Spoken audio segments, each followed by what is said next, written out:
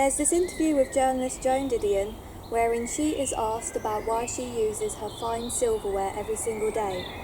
Her answer, every day is all we have. So I'm out here today to talk about just that, about how we need to make the most out of every day because every day is a special occasion. Why, you may ask? Because we're alive, right here, right now. Let's go.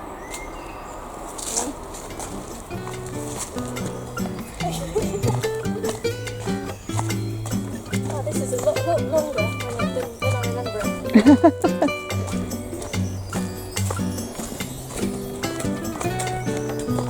it. Salad!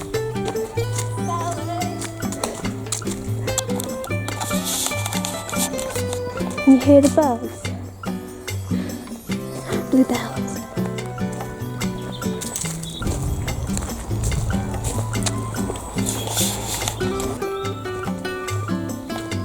Beauty before age. I don't think that's the right.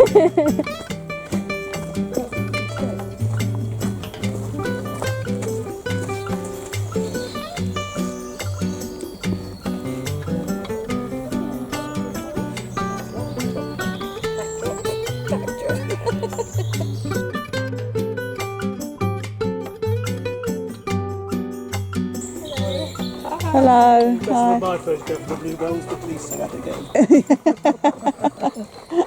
We often get stuck in either the past or the future, at least I know I do. I spend a lot of time reliving past lives I am no longer a part of and trying to fix what went wrong, or living future ones I may or may not experience and trying to prepare myself for them. I forget that where I live is in the in-between, the right now, the present. If you really think about it, all we have is one big long now. We are never in the past, we are never in the future. We lose a lot of our lives by living lives that can never truly be ours, based simply on the fact that we have yet to invent time travel. And even if we had, we would still be in the now, the everyday. The past and the future exist only in our minds. They're imaginary to an extent. Have you ever saved a dress for some far-off special occasion, only for it to never come to pass, or for the dress to no longer fit you when it does? Do you have a pile of special plates in your cupboard that have sat there untouched for years, waiting for a day worthy enough of food to be eaten upon them? Do you have a pair of precious earrings hidden away in a box somewhere, given to you by a lost loved one, that you keep safe in order to preserve their memory and their love, only to find that time tarnishes them anyway? Are you scared of using things, worried of a loss of value or imperfection? I think at its core, this is what I'm trying to explore with today's video, because it's something I struggle with as well. But that quote from Joan Didion sort of changed my life when I first discovered it, and I want to share my own interpretation with you all today. Am I doing well so far? Thank you. You see, I love history. There is no greater joy to me than picking up an old book and reading the names scribbled on the front page and finding their words scrawled alongside the text, seeing the rips and tears and creases that show it was used and loved, and for a moment I am there with the previous owner, experiencing the book through their eyes, in the present, in the everyday.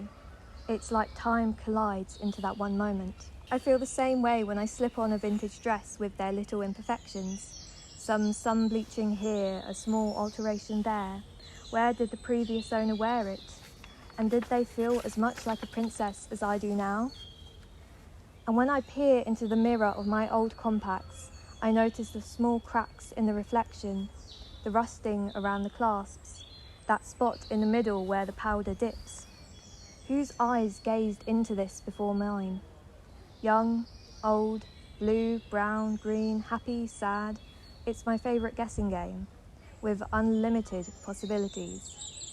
I go mad for these little touches of humanity, and something pristine would be far less interesting to me.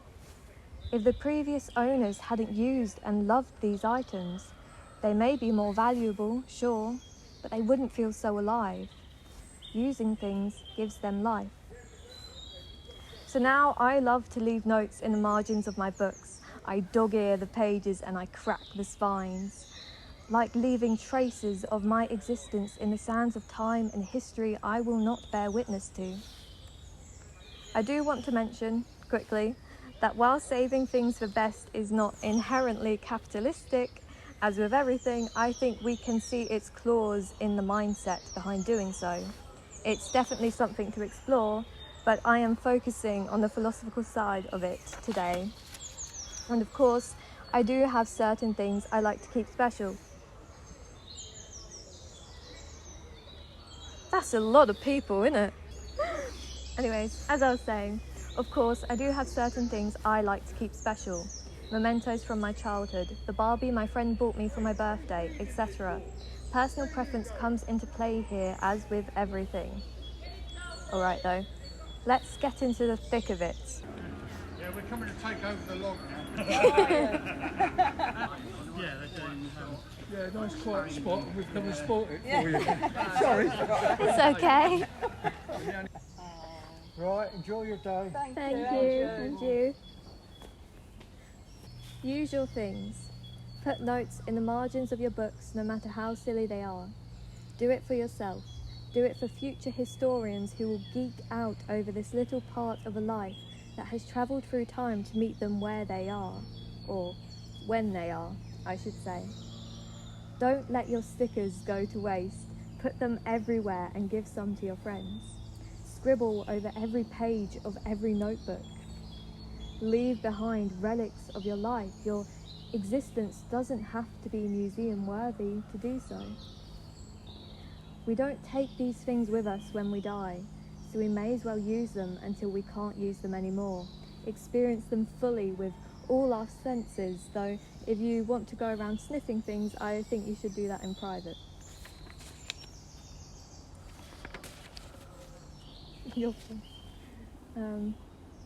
Dance all night in your favourite dress and your favourite shoes over and over and over again until the seams fall apart and the soles fall off, and then go get the dress repaired and go get the shoes resoled and do it again. Dog-ear your pages, use your special dishware, don't save things for once in a blue moon occasions, they may never come around. Tell people you love them every day. Listen to the birds sing whenever you can. Notice the leaves on the trees outside your window and admire how green they are. Take that extra moment to stop and watch a stray cat scramble across the street. Watch the ducks swimming in your local pond. Feed them, speak to them, even if you look a little bit insane. Smell the flowers, feel the flowers, breathe in their very existence.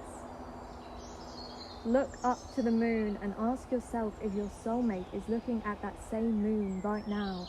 Stare in wonder at how every person on this planet sees that same moon every night.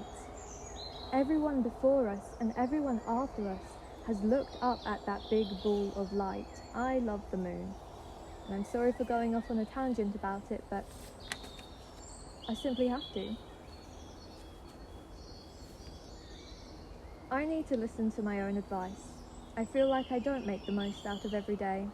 I stop myself from telling people how much I love them, afraid that they tire of hearing how happy I am to be their friend. What? I wouldn't tire. Well, I tell you I love you every day.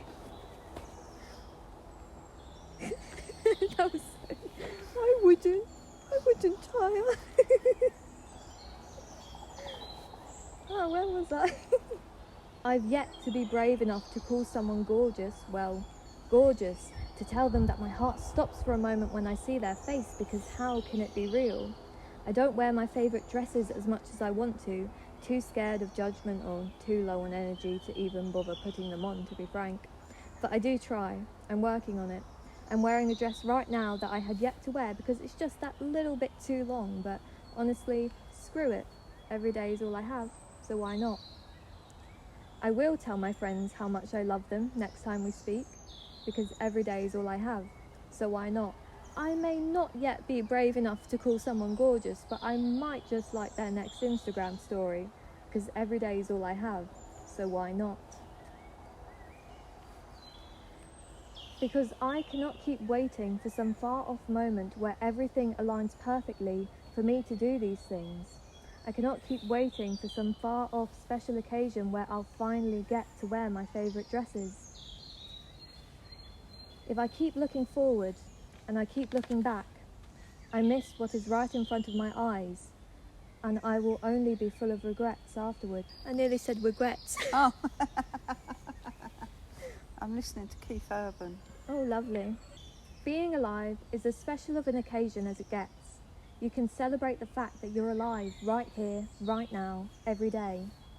A lot of my perspective on life has changed fundamentally since losing my dad.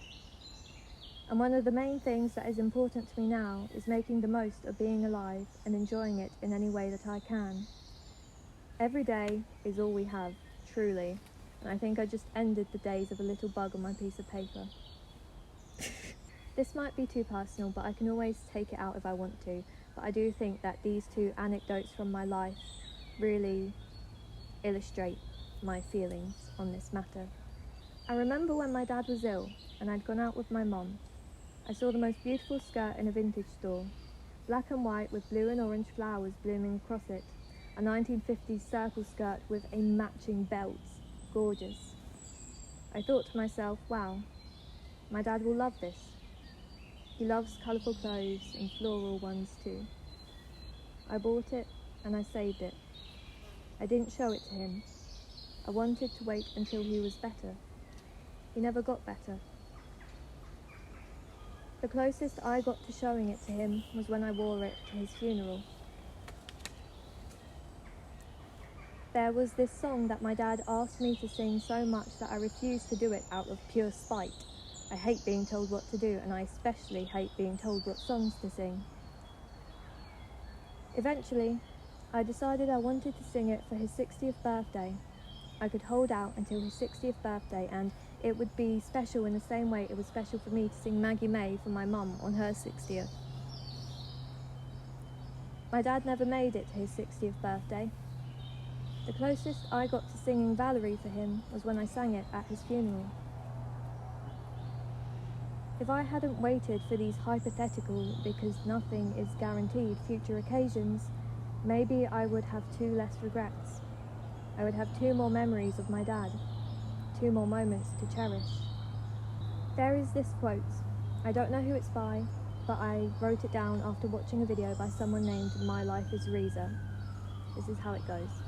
Death is always on the way, but the fact that you don't know when it will arrive seems to take away from the finiteness of life. It's that terrible precision that we hate so much.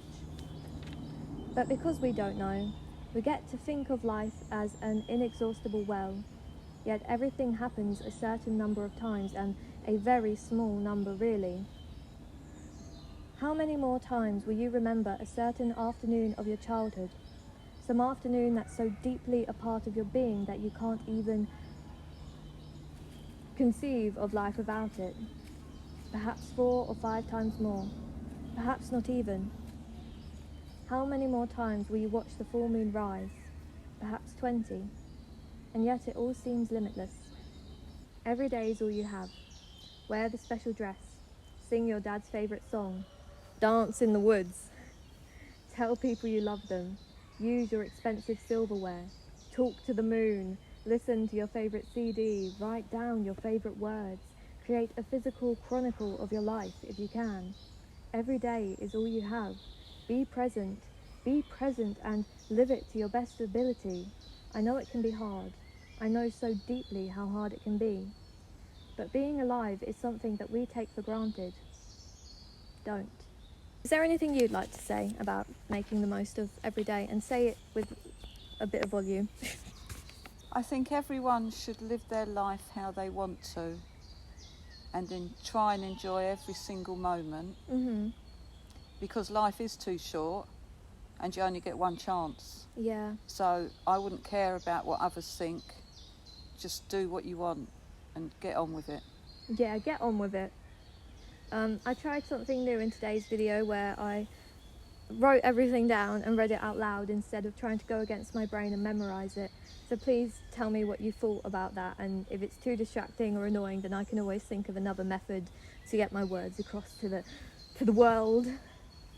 Anyway, This has been Georgiana for Gorgle Productions, getting a bit existential in the woods in a very pretty dress, With the bluebells. with the bluebells behind me.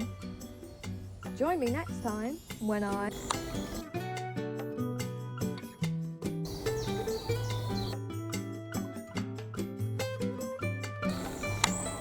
There you go.